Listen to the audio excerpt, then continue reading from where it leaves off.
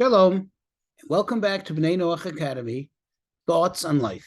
Please remember to hit the like button, to subscribe, and most importantly, to share this insight and inspiration with friends and family. So I want to continue with from what I started in the previous class, from my personal experiences, but this is not just personal. This is something that really connects to all of us, of what I experienced recently being so close to Temple Mount at the Western Wall, or others call it the Wailing Wall.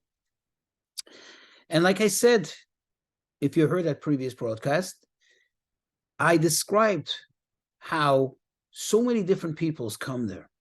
And I wonder if you ever asked yourself this question, because this is something really that should, be curious to all of us. Why does all mankind feel something gravitating them towards that spot?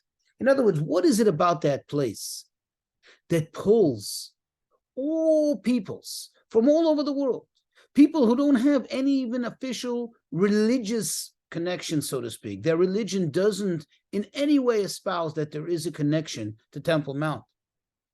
This is not just the major religions, even people who are not religious. Everybody seems to feel some kind of connection to that place. Everybody seems to feel something drawing them, pulling them to that place. So let me share it with you. And here it is.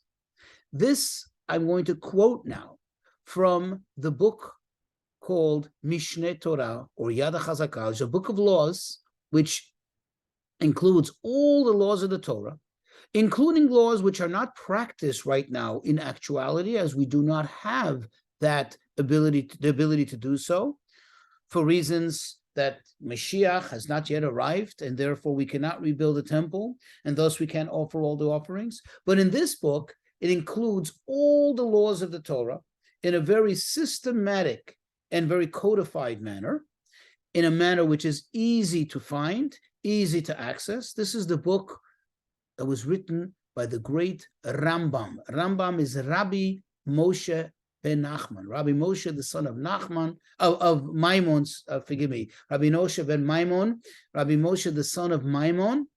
Thus, he's known as Maimonides. So this is from the book of Maimonides, Mishneh Torah. This is in the laws of the building of the temple, chapter 2. Chapter 2, paragraph 2. After describing the place where the altar needs to be situated, remember the altar is the most important component. It is the most important component of the entire temple, because all the service in the temple, the whole entire temple, is about the offerings that are offered to God on that altar.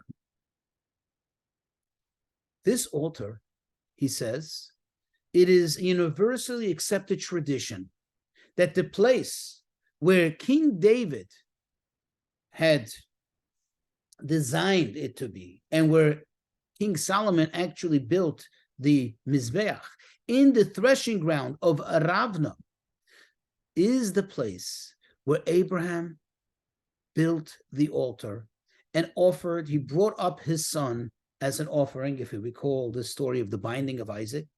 This is the place on which Noach, who is essentially the father of all of us, after leaving the ark, after the terrible flood that destroyed the entire world, and he and his family were spared, which began what we know now as the human